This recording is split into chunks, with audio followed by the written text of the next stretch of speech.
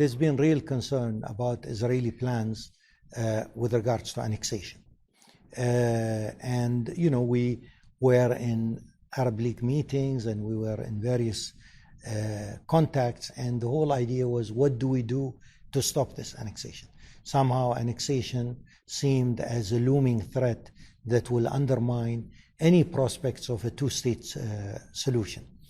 As a result, the UAE was quite active diplomatically, and we took an unprecedented step of our ambassador with his editorial in the Israeli press, saying basically that annexation will just wreck the whole prospects of negotiations and peace, and will affect really Israel's prospects of establishing relations with the Arab world.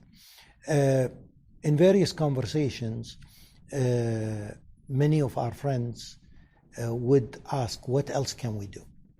And I think the idea sort of developed here.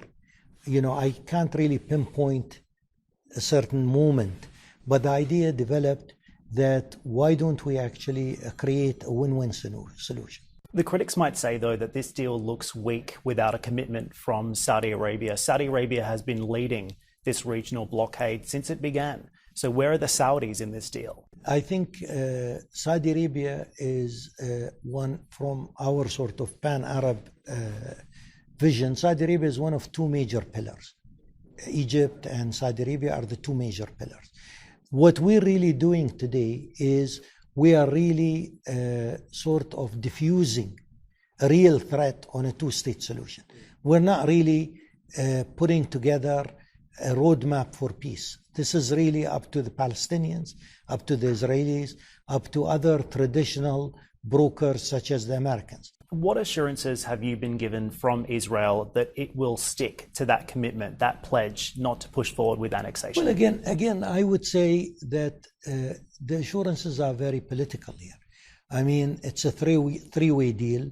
The weight of the United States is there.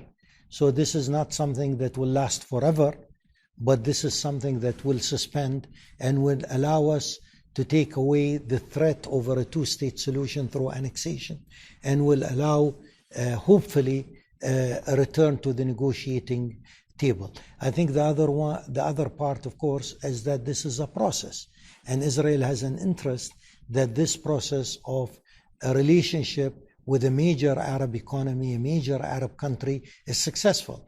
And I think it's also about credibility. As you move forward, you create credibility. You mentioned credibility. I mean, looking at Israel, looking at Benjamin Netanyahu, this is someone who has been indicted for breaching trust, accepting bribes, fraud. He's also in a tedious power sharing arrangement in Israel right now. Is he really a credible partner for the UAE? We didn't really say that this is establishment of relations with Netanyahu. It is the establishment of a relationship with the state of Israel. And I think the politics of Israel will remain whoever is prime minister down the road. And I think they have an interest in what we are seeing today.